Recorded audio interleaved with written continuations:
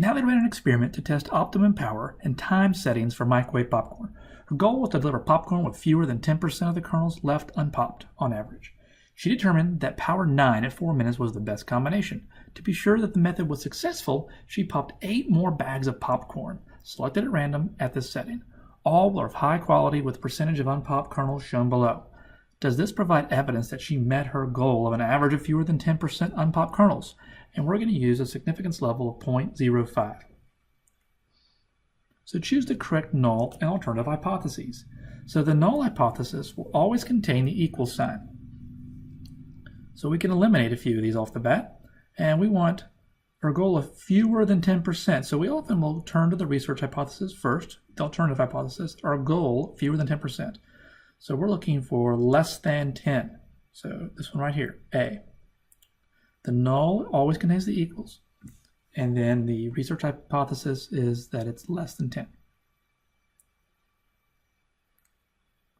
Now we need to calculate the test statistic.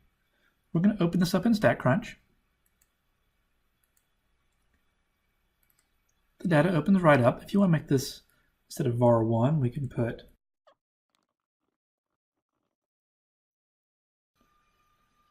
label that percent of unpopped popcorn. An optional step.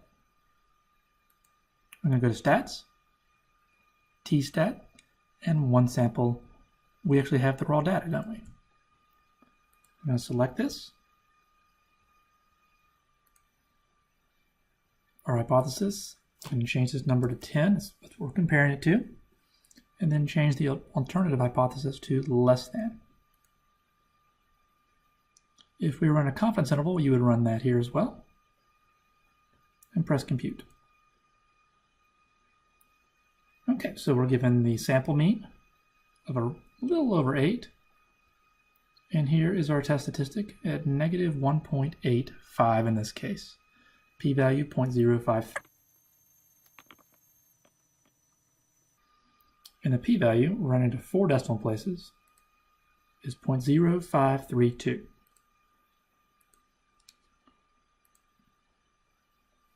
So does this provide evidence that Natalie met her goal? So this was an important part of our process. We're using 0.05 as a cutoff. Boy, it's close, isn't it? But we have to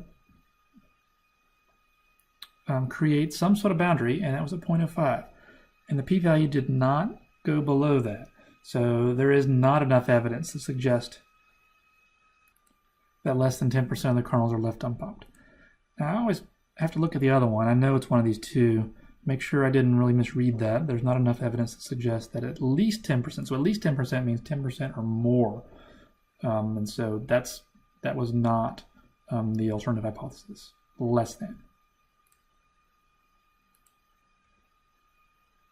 And that's it. So I hope that helps.